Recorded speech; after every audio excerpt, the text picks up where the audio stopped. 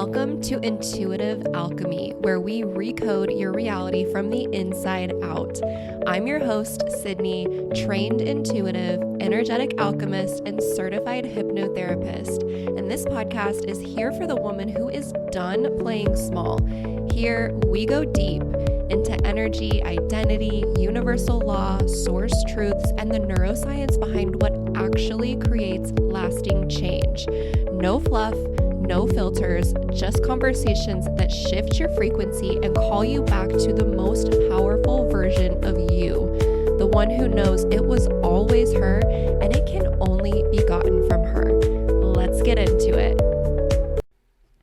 Welcome to the very first episode of Intuitive Alchemy. I am so excited. I've wanted to start a podcast for literal years, so this actually feels like a dream. The fact that I'm sitting here with my iced coffee recording this show, this episode right now, just full circle moment. 27-year-old Sydney is just absolutely beaming right now. And if you don't know, I'm almost 32. So it's been several years in the making and in my desires. So I also just want to mention that this podcast is going to be very minimally edited. I want to be a podcaster, not a sound engineer.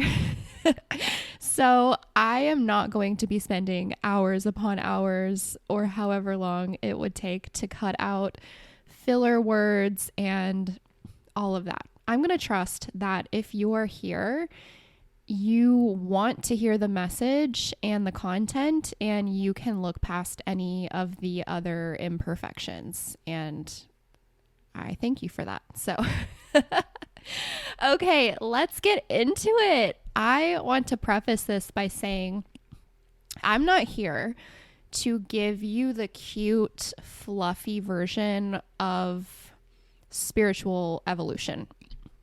I'm here to speak to what I know to be true, real, embodied, and often uncomfortable truth. And that is the only way that I know to actually recode reality from the inside out. So let's start here. You are not broken. You're not bad, quote unquote bad, at manifesting.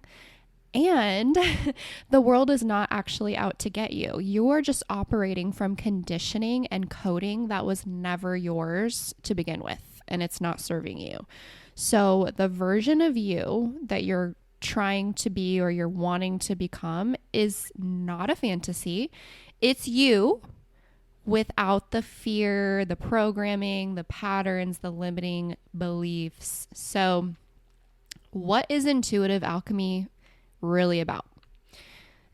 My intention with this podcast is not about teaching you how to become something new or how to embody a different identity. It's about guiding you back to who you already are. You just may have forgotten.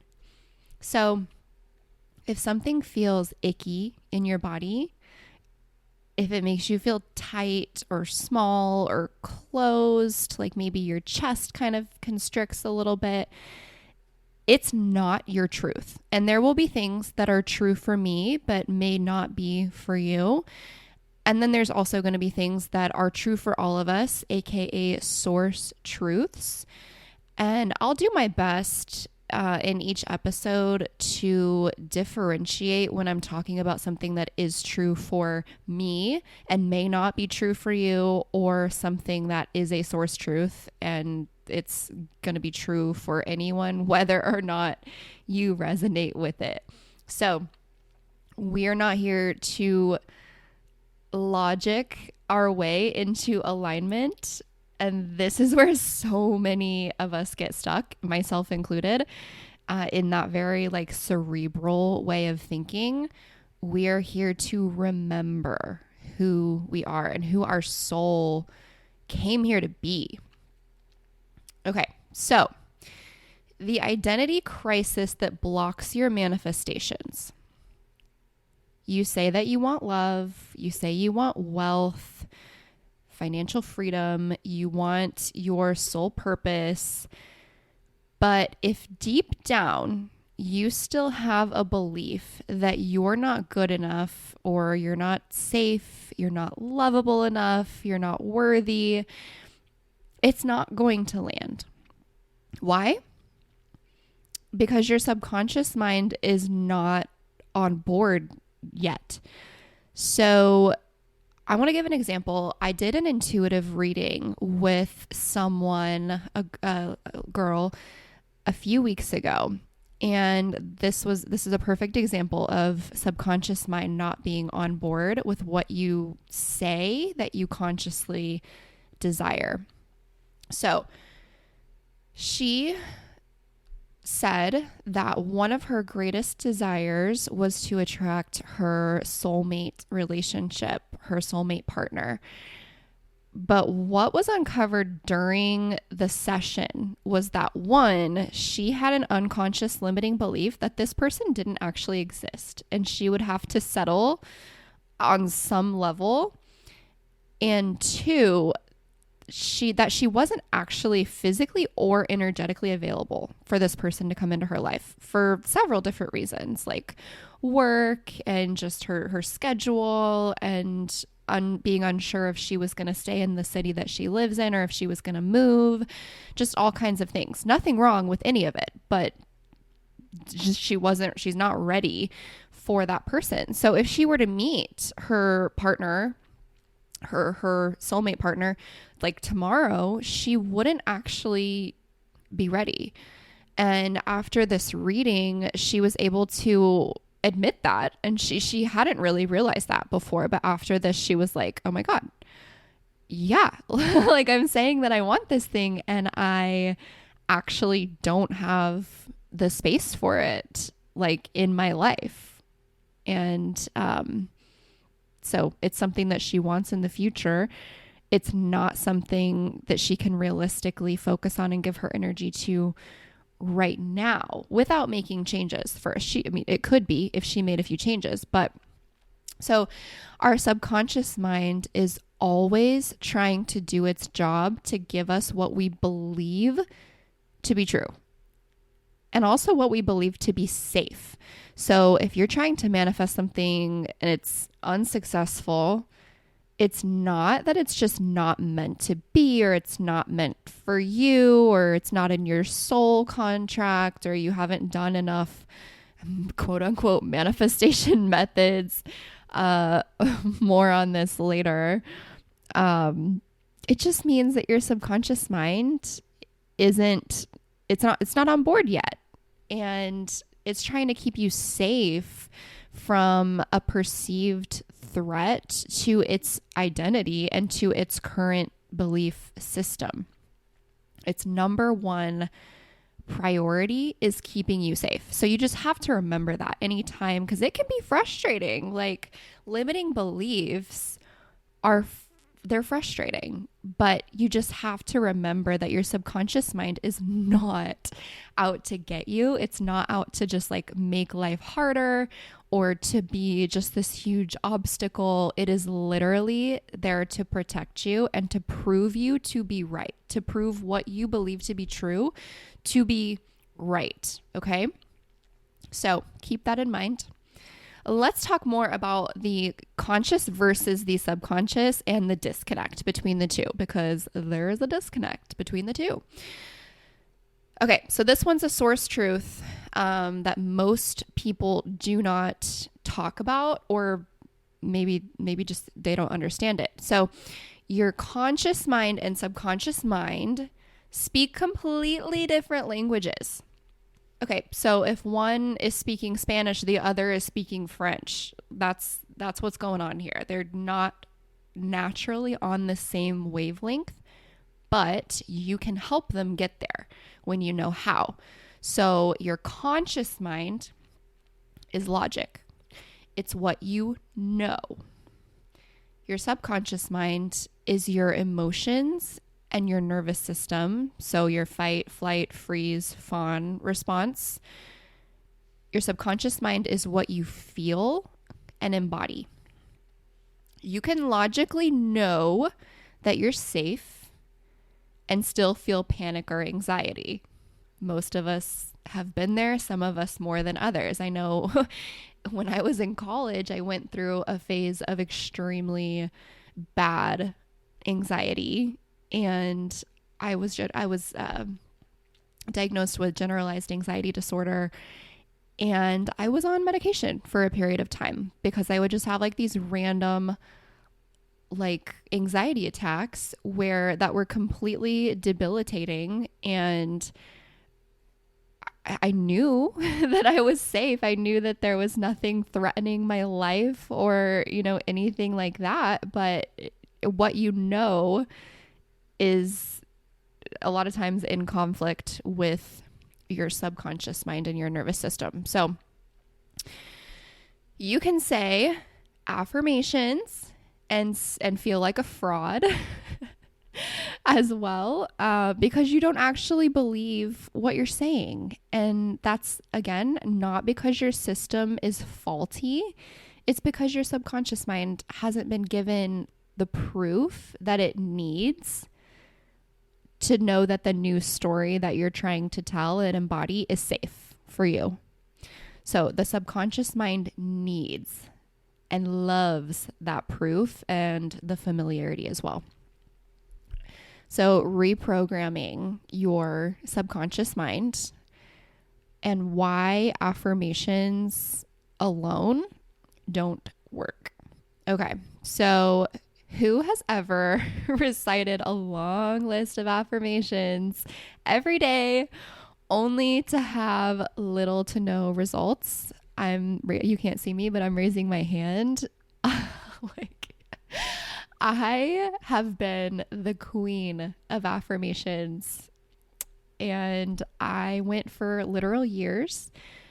Oh my God, I had the longest list of affirmations that I just spent so much time writing out, affirming all of these things that I wanted to be true, and all the manifestations that I was wanting to call in. And I mean, some of them, of course, did manifest, but not because of the affirmations. It was because of other things I was doing, or maybe some of it was just a part of my soul contract. And so it was going to happen regardless of if I affirmed or if I took aligned action or whatever. So I've been so guilty of just reciting affirmations every day and just thinking that was what was going to change everything for me. And now I still do use affirmations, but I know how to make them work for me. So I'm not basically just strengthening the limiting beliefs every time I say the affirmations.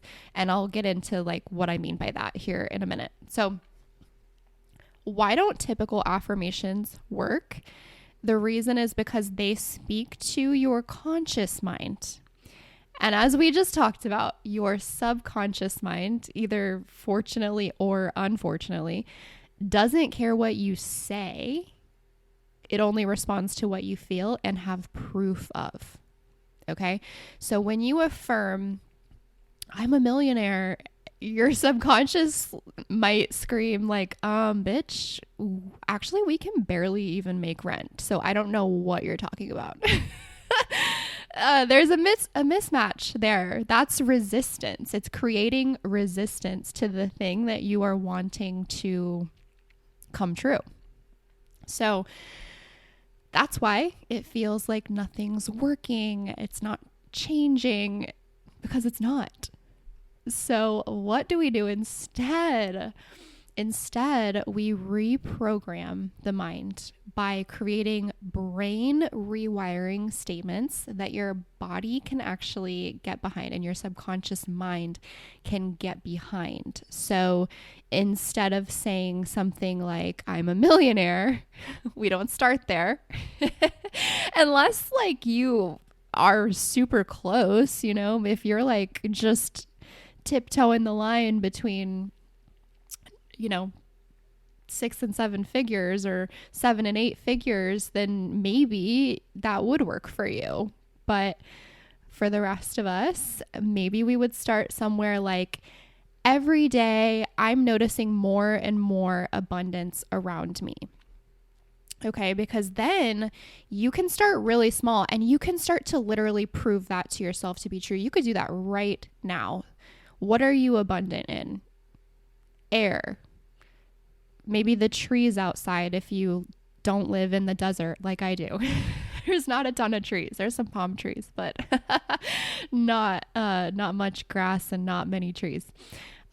You could say there's an abundance of grass outside. There's an abundance of sunlight if it's sunny where you are today. The love that you feel for your pets, the water that comes out of your faucets every time you turn them on. This can be so small, and it should be to start out, so that you get behind it and you're like, oh, okay, yeah, I'm noticing that there is more and more abundance around me every day. I'm just noticing all these things. And then you'll start to, when that becomes a habit, you'll start to notice the bigger things, like, oh, there's an abundance of love in my relationship. If you are in a relationship, I have an abundance of amazing ideas.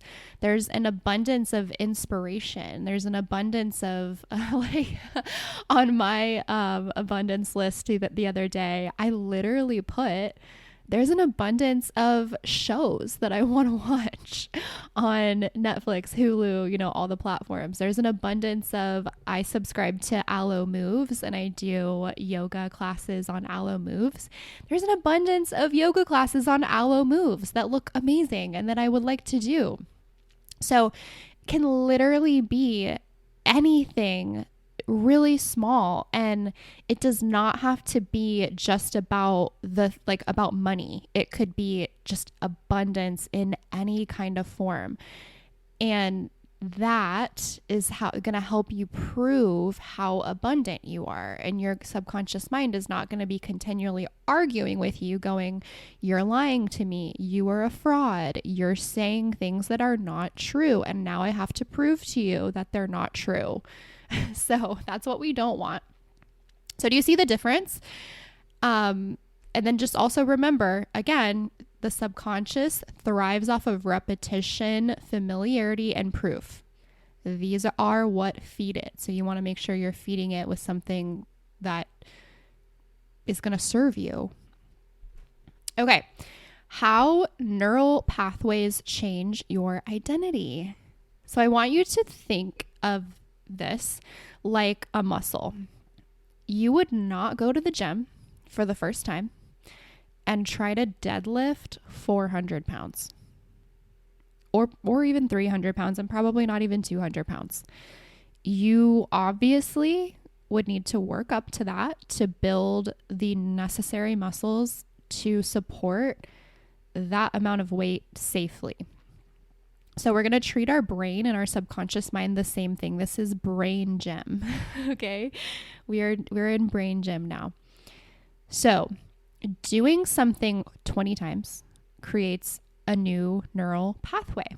Hello, neuroscience. Doing something 40 times makes it a habit. And doing something 60 or more times makes it who you are. It is now part of your identity, and you don't need to think about it or try anymore. It's just, that is the operating system.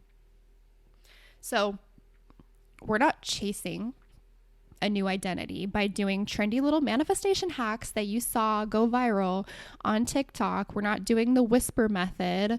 We're not writing something 3 times in the morning, 6 times in the afternoon, and 9 times at night to just hop on the latest thing that people are saying worked for them.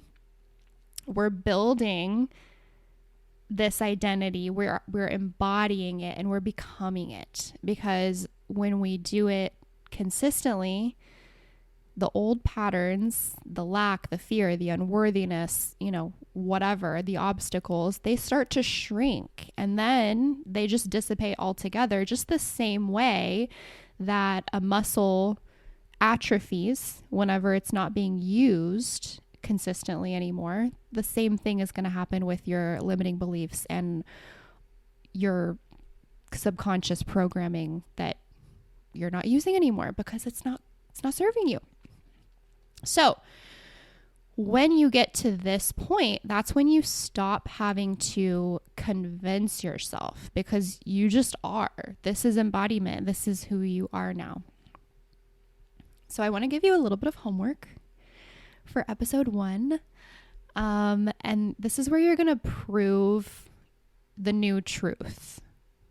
So prove the truth, practice. Step 1, I want you to write one brain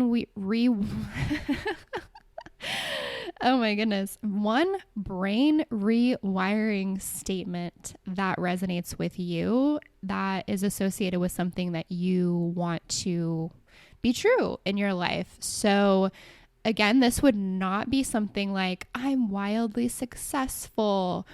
You would say something more like, every day I see more and more proof that I'm supported, or I'm starting to feel more safe in who I am.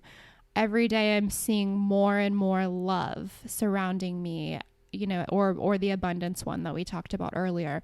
So you are going to pick one that resonates the most with you, and you can pick multiple if you want, but I would recommend just starting with one so you can really get into the practice of this and let this just become part of your daily routine. And I love doing this in the morning. I have a whole list. I think I'm working on 7 or 8 of these. And so make this part of your morning routine, where every day you're finding 3 to 5 pieces of proof for why that statement is true. And you're going to think back to the day before. Let's say I'm saying my statement is, every day I see more proof that I'm supported. Okay. So yesterday my partner made me dinner, and that's actually true. Corey did make me dinner last night. So that made me feel supported. I didn't have to lift a finger. That could be something. It could be you feel supported because one of your coworkers sent you information that you needed to help you do your job. Anything, literally anything. I feel supported because my Amazon package got delivered on the same day that it was supposed to get delivered. Anything that is actually in your brain makes you feel supported. I want you to put that down in your notes app. So if you're a handwriter, you can do it handwrite, but I just am obsessed with my notes app. I couldn't live without my notes app. So, that's where I would recommend doing it. And then you just always have it with you. And anytime you're out during the day and this kind of something hits you and you're like, ooh, I can put this on my abundance list, or I can put this on my supported list, or, my love list, whatever. 3 to 5 pieces of proof that prove to you, your subconscious mind, that statement is true. So some more examples could be I was at the coffee shop and a stranger smiled at me. Or I say, I'm so abundant because I saved $7 by making coffee at home instead of going to Starbucks. Or I took a nap today, and so I feel now that I have an abundance of energy. Just you had a supportive conversation with a friend. You had a burst of inspiration. You got cuddles from your dog, anything like that. And I'm just giving an abundance of examples because I want you to really, really normalize this and not make it so big that you're like, well, I don't know, nothing big happened yesterday. I don't know what I would say. It was just a pretty average day. I just stayed home. I didn't do anything. I promise you can find things. Promise, promise, promise. So repeat this daily until you literally feel it. Okay. And you will start to feel it. You will start to emotionally connect to it. And that is when the real good stuff starts. That's when your subconscious mind has been impressed. Okay. For the Neville Goddard camp out there, the law of assumption, the feel it real. That's kind of where we're going with this. Feeling is the secret. So don't stop there. I want you to keep going. This is not something that you do for 1 day, 2 days, 3 days, and it's one and done, like you're good.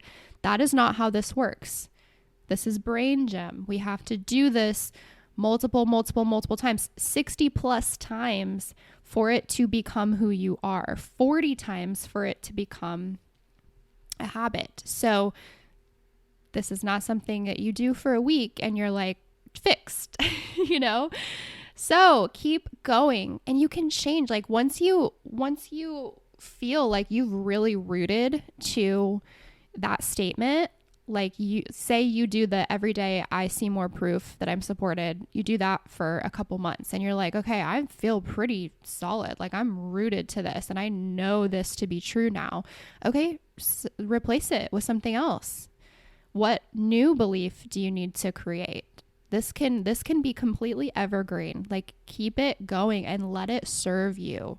Let it reprogram your mind in ways that you want it to be reprogrammed. You have that power, okay? The subconscious mind is not just like out on an island doing its own thing. You can control it. You just have to know how, and I've just told you how. So, okay. Please, if this resonated with you, I would love for you to leave me a 5-star review. That is how this podcast will reach more people, and I will talk to you next Tuesday. If this episode sparked something in you, share it with a friend who needs it. Take a screenshot, post it to your Instagram story, and tag me at Intuitively Sydney. That's SIDNEY. I would love to see who's tuning in so I can connect with you and celebrate you. Have an amazing week, and I will talk to you next Tuesday.